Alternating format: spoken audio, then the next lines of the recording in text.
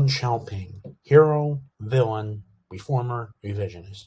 Those are some of the words you might hear about this man. But today, in part one of this 5-part series, we are talking about a man who reformed his country from a backwater nation to a full economic powerhouse in the term of 2 to 3 decades. So here we are. Part one, the early years. So in the early years of Deng Xiaoping, after Mao died, after the Gang of Four was deposed, he was left with a country that was mostly in shambles. No function, no economy that could viably survive on its own, no trade with the outside world, no anything. So Deng Xiaoping starts to put ideas together. So in the early 70s, 1978, after a series of conflicts, he decides we have to figure out that we have to open up the economy. But we got to do it. We got to open up the economy.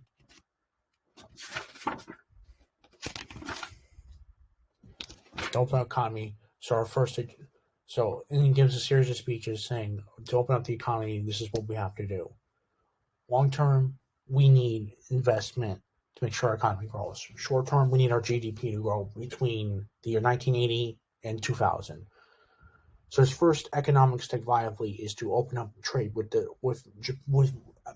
at the time Asia's largest economy, Japan. So in October 1978, Deng Xiaoping goes to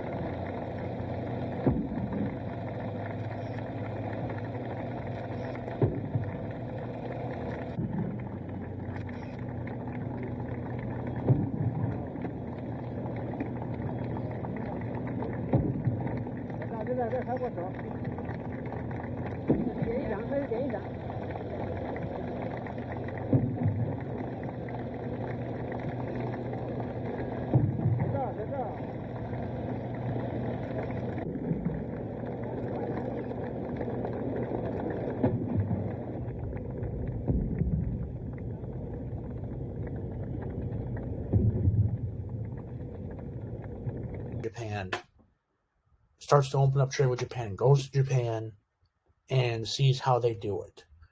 He toured the steel factories, he saw how Japan was able to do it financially. So he figures out big time that he needs to focus more on opening up trade with another country, the United States of America. Flashback to the year previous, in 1977, he tried to open up trade with the United States, but they were still a little bit untrustworthy. We were still in the early years of opening up economic reform with China. Nixon had only gone to China, 3-4 years beforehand. So we're still used to not open China. So Deng Xiaoping, now coming back from his trip to Japan, tries to open up dialogue with the ambassadors to China. Eventually gets them, warm them up, and eventually the next year in 1979, he convinces to go to the United States, talks to Jimmy Carter, warms up to him, shows he's not the bad guy, tours around America, and shows Americans, look, this might be a place you want to economically invest in. So after that trip, he comes back, devises a secret plan with his administration to come up with these zones called the SEZs, Special Economic Zones. So in his plans, his first plan is he wants to open up a zone in the province of Guangzhou, which close to the border, which would be an economically viable place to open up because it's right near the border with Hong Kong. You can attract Hong Kong shipbuilders, and that's pretty much it. So after coming back with his trip, he opens up the border. Comes up with an idea to open up a thing. He talks to the Hong Kong shipbuilders, tell them, look, you want our place to build instead of Hong Kong? Come to Guangzhou. We guarantee you that you'll like it. on service.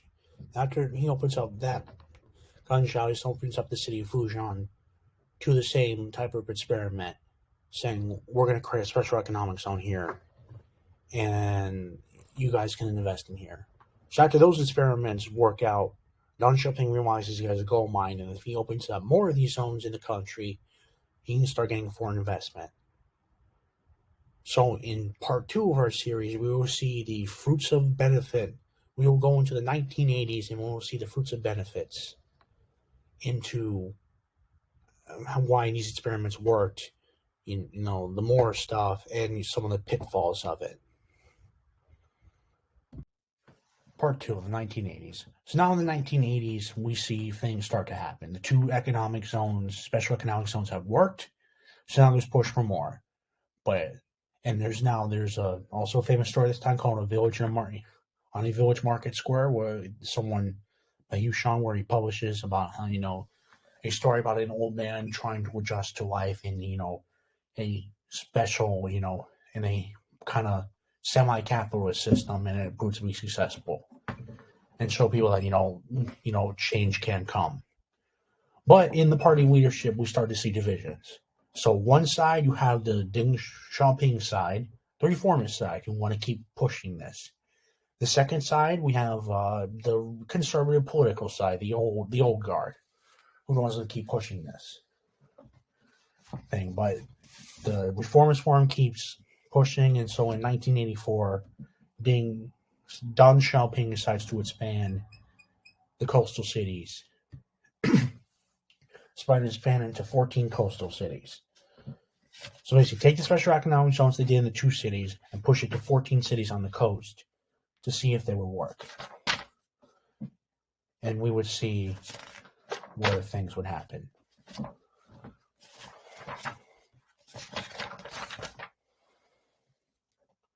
For many firsts in China's economic history. The first land auctioned, the first stock issued, and the first export industrial zone set up after the founding of New China in 1949. Its trailblazing spirit made the city a window for China observers. From the very first day, it was designated as the first SEZ in 1980, paving the way for China's growth through reform and opening up. 放炮了，炸山，移山填海，这个运输车运到海边去的时候，每多一次的4分钱。最多的可以拉到120-130车一天，使工程提前1个月完工。算下来，工人一天拿到的奖励相当于半个多月的工资。这种奖励制度被称为超长奖金制度。现在看来，做这些事情需要敢打破别人不敢打破的框框。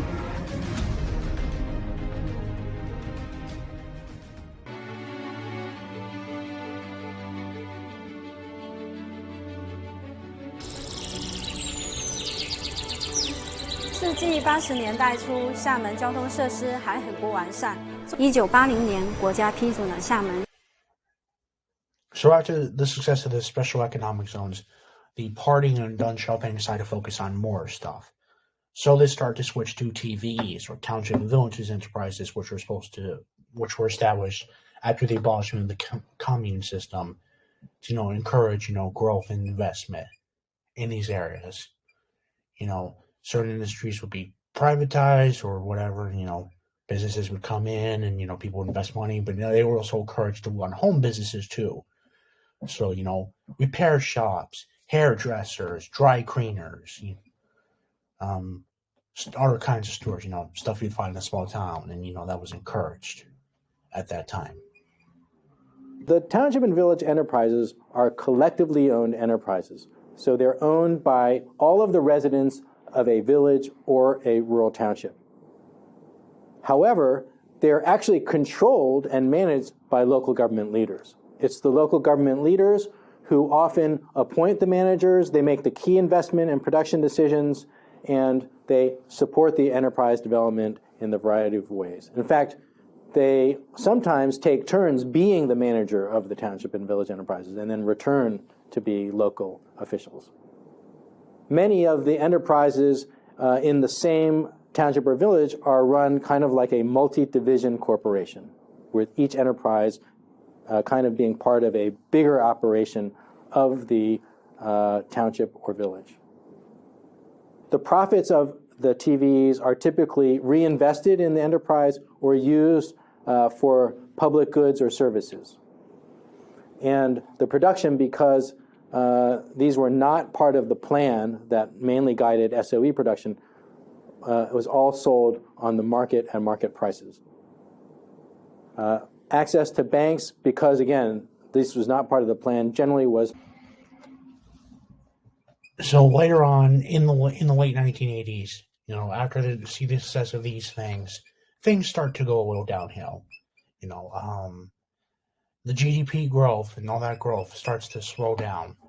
Trade starts to slow down because Soviet Union's weakening. Tiananmen Square happens. So after this happens, they decide to put a hold on this, and Deng Xiaoping reforms and kind of goes into semi-retirement. So next time in part 3, join us when we come back to the 1990s and we see them try to get rid of Deng Xiaoping's ideas, then his successful tour. Part 3. The 1990s and the end of Deng Xiaoping. So after Tiananmen Square, Deng Xiaoping is kind of in a situation. So to the point in the early 90s, the party tells him to he steps away and transfers power. But while he steps away from power, the party tries to cut out his policies. So in 1992, Deng Xiaoping goes on his special Southern tour, where he tours the south of China and starts talking about the economic benefits of it, you know, the policies he did. And it's a very, this time in history is a very emotional moment in history, because he tells the world that, look, basically that I'm still here, you're not sidelining my ideas. So after that, he goes on a tour, he shocks the nation, and people are generally shocked. They don't know about this, he doesn't tell the army, you know, doesn't follow protocol. So after this, you know, he has a conversation, and the party leadership decides to have so next year at the party leadership conference in 1993, they basically say, okay, look, we're not going to get rid of his policies. You know, and Deng Xiaoping stepped away and, you know, kept around. So basically after his tour in the 90s, it set the policy of we're going to have a changing, you know, different leader, same philosophy to the economy. And you saw that the GDP grew. The GDP grew during that era, and it was a success. Same thing in the 2000s. It grew to be a success. So in part 4, we will talk about we were talking about the 2010s and the future, and ask the question, what will happen? Will Deng Xiaoping's policy still last until, according to Xi Jinping, communism was fully achieved in 2060? At this crucial point in China's reform and opening up, Deng Xiaoping once again demonstrated that he possessed the political courage and wisdom needed to guide China along the right path.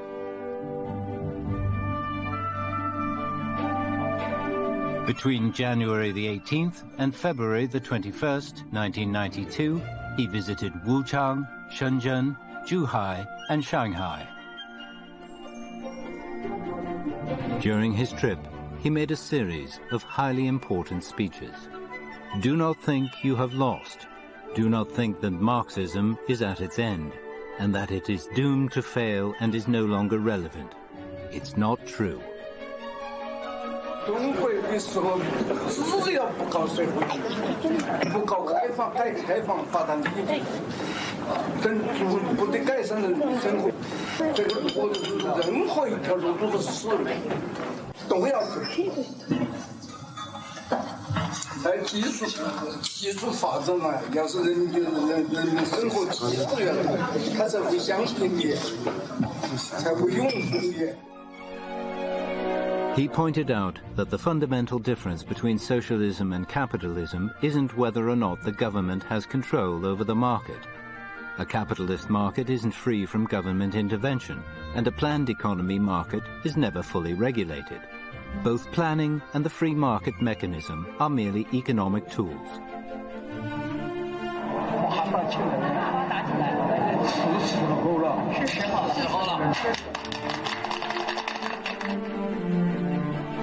Deng was 87 years old by this time, yet he was constantly on the road, inspiring others with his speeches.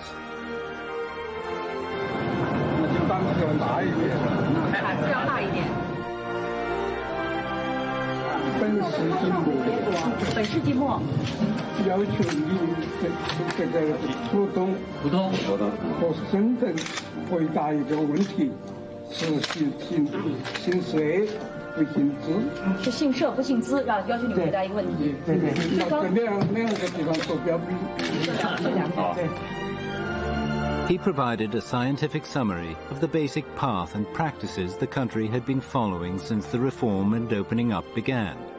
He provided answers to many key questions that had long been troubling Chinese society.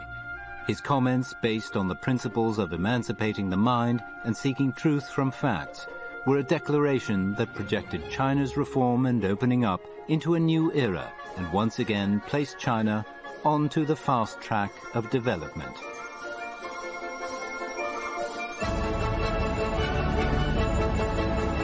On February the 28th, 1992, the CPC Central Committee published Deng Xiaoping's key speeches from his trip to southern China.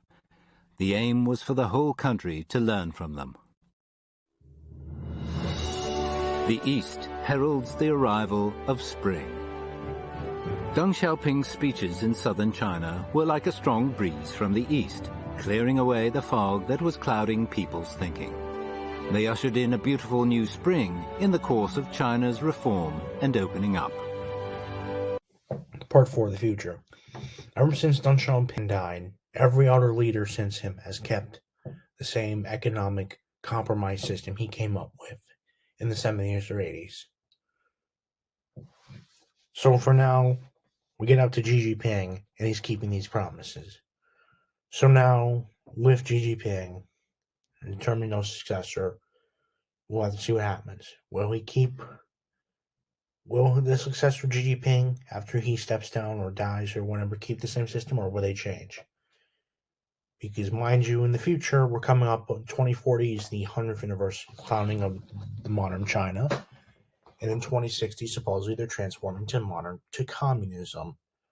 So now we'll have to see what happens in the future. Will they keep it? Will he be vilified still? Will attitudes change? Who knows? See you in the future.